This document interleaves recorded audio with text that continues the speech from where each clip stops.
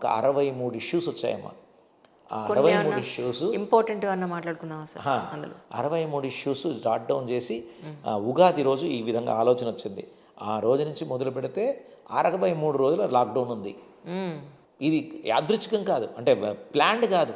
నేను ఆ రోజు మొదలుపెట్టి చూస్తే ఎండ్కి కరోనా కర్ఫ్యూ పోయింది. 63 వ్యాసాలు ఒక్కొక్క రోజు ఒక వ్యాసం రాశాను. ఆ వ్యాసాలన్నీ చేర్చి ఒక పుస్తకంలాగా చేద్దామని, కానీ డబ్బు లేదు.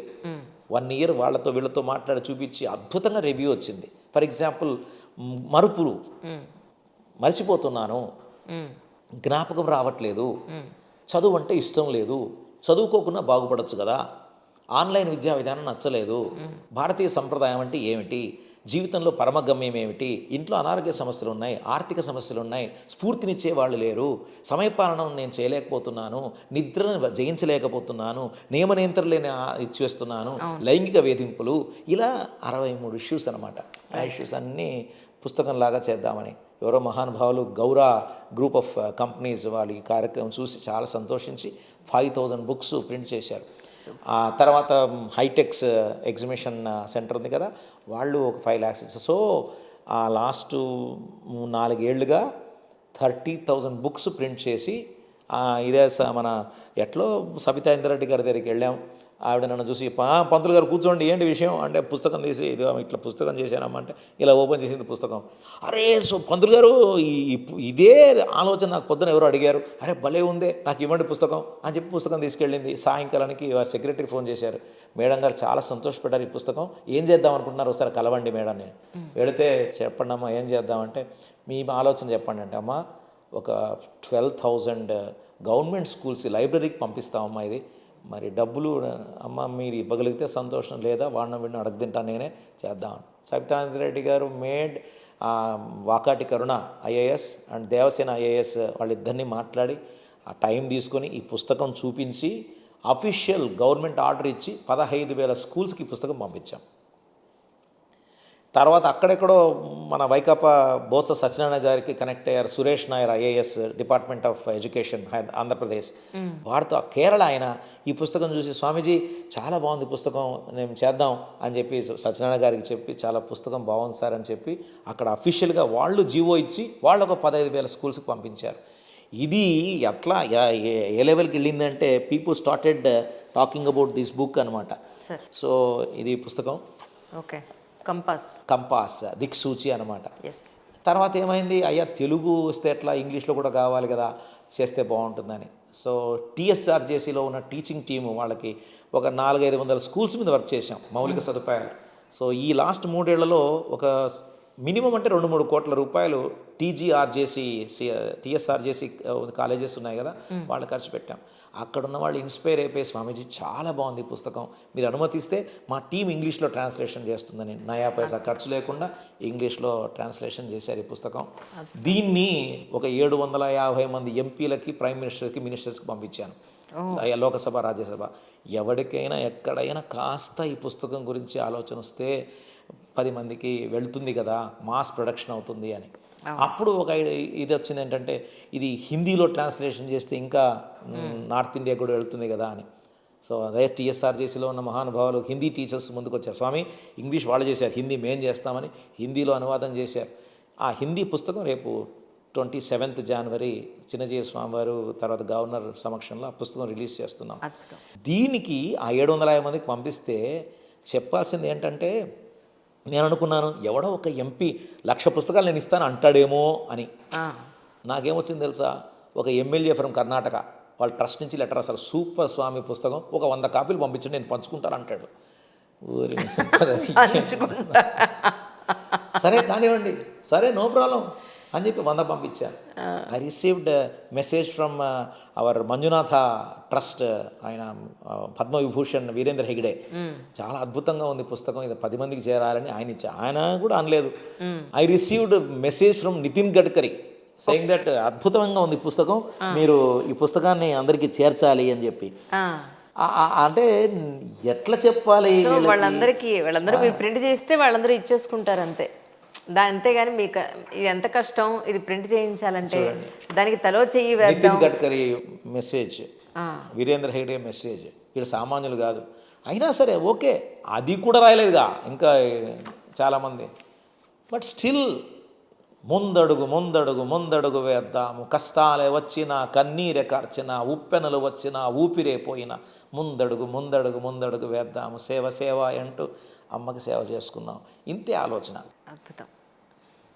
అయితే ఇప్పుడు ఈ కార్యక్రమం ఎక్కడండి జరిగేది? అంటే సత్యసాయి నిగమాగమం అనుకుంటున్నామమ్మా. బ్లాక్ చేసాం. 27th January Monday from 6 to 9 కార్యక్రమం. దేశవ్యాప్తంగా మన కార్యక్రమాల ద్వారా లబ్ధి పొందినటువంటి బెనిఫిషరీసు, మనకు సాయం చేసిన బెనిఫాక్టర్స్, డోనర్స్, కార్పొరేట్ డోనర్స్, ఒక 100 కార్పొరేట్స్ మనకు హెల్ప్ చేస్తూ ఉంటాయి. కాస్త ఎవరైతే సౌలభ్యం ఉందో వాళ్ళందరూ వస్తారు. ఒక మంచి కార్యక్రమం చూపించి వాళ్ళకి థ్యాంక్స్ గివింగ్ సెరమనీ అంటాం. ఏమిటి అంటే డబ్బులు తీసుకున్న వాళ్ళకి థ్యాంక్స్ చెప్పడం దీని ఉద్దేశం కాదు.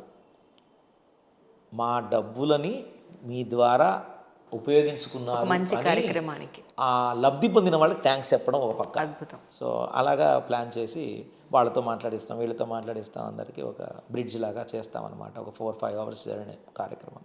ఎవరైతే పిల్లలు చదువుకుంటున్నారో ఇప్పటి వరకు ఆల్మోస్ట్ 2006 నుంచి యాజ్ 100 వరకు ఎంతమందికి మీరు? ఒక 800 మందికి మనం సపోర్ట్ చేసాం. ఎవ్రీ ఇయర్ ఒక 10 నుంచి 20 మందికి మనం సపోర్ట్ చేస్తుంటాం.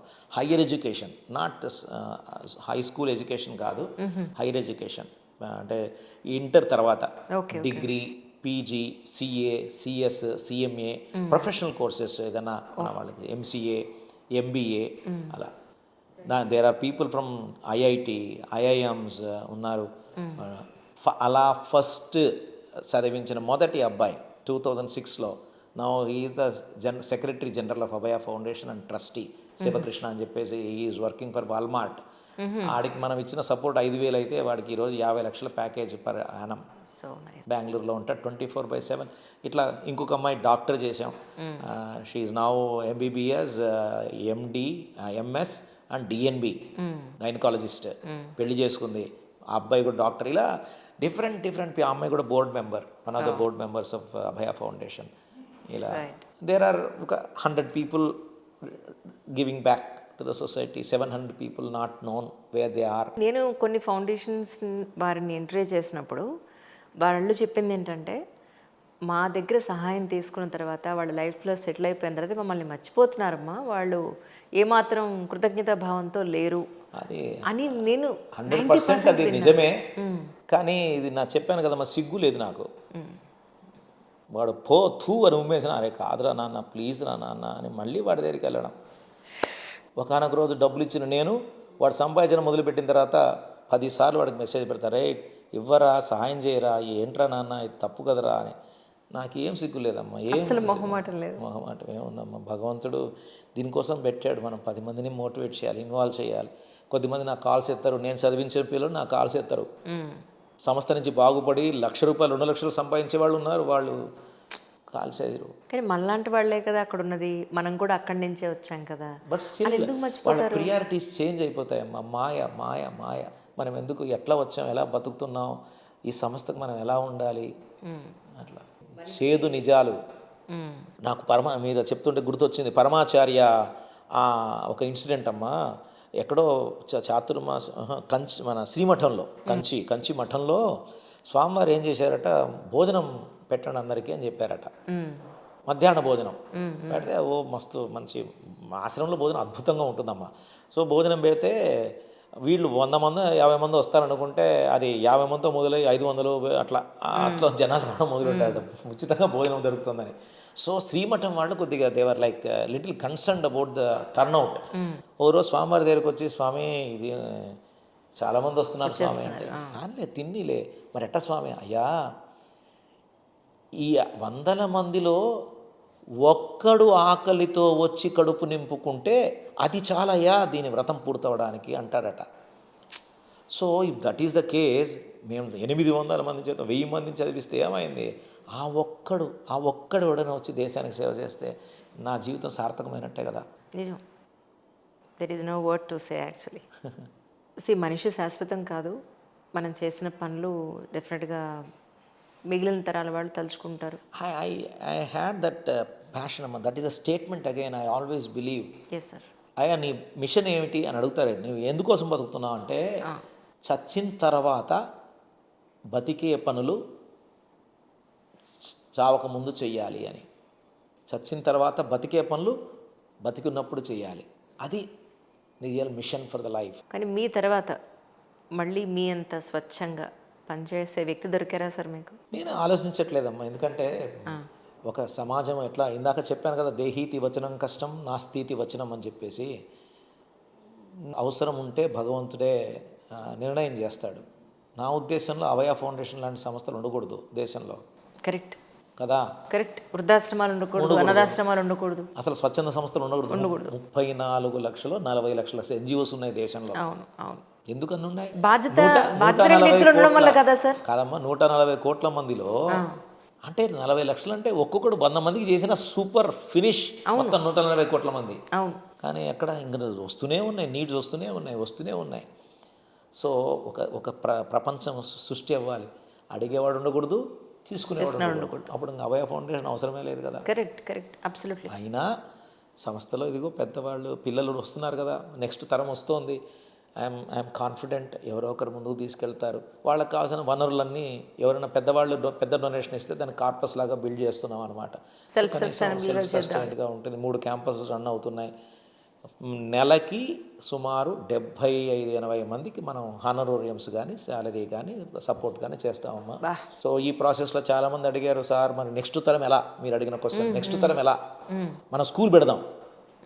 స్కూల్ పెడితే ఫస్ట్ క్లాస్ నుంచి మీరు ఈ యొక్క ప్రబోధ చేయొచ్చు, జనరేషన్ కొత్త జనరేషన్ తయారు చేయాలి. అంటే ఇది నాకు చేతనైతే చేస్తున్నా, లేకపోతే కూర్చుంటున్నా. స్కూల్ పెడితే అట్ట కాదుగా. అవును, I have to be there. అవును. యూనో ఇప్పుడు నేను లేకుంటే నర్సు ముట్టికి అడుగుతుంది, కానీ నేను లేకుంటే చెప్పేవాడు లేకపోతే కరెక్ట్ కమ్యూనిటీ లేకపోతే ఎట్లా. ఏమో మరి ఎంతసేపు స్కూల్ పెట్టడం. But I felt there is urge from the community. ఏం చేశాను, సంస్కారం మిస్ అయిపోతుంది స్వామి, ఏమైనా చెయ్యాలి అంటే మనం ఫ్రీ ట్యూషన్ సెంటర్ పెడదాం అని ఏర్పాటు చేశాం. దానికి టైటిల్ ఏం పెట్టానంటే ఆస్క్ అని పెట్టా. అభయ Samskara Kendram, ASK. Until you ask nothing is given to you. ఇలా 4 రాష్ట్రాలలో 30 రిమోటెస్ట్ విలేజెస్లో గవర్నమెంట్ స్కూల్కి వెళ్ళే హై స్కూల్ చిల్డ్రన్కి ఈవినింగ్ 5 to 7 ఎవ్రీడే క్లాసులు జరుగుతాయి. 1500 kids are getting benefited through our foundation. Every month ఒక 30 మందికి మనం హానరోరియం పే చేస్తాం.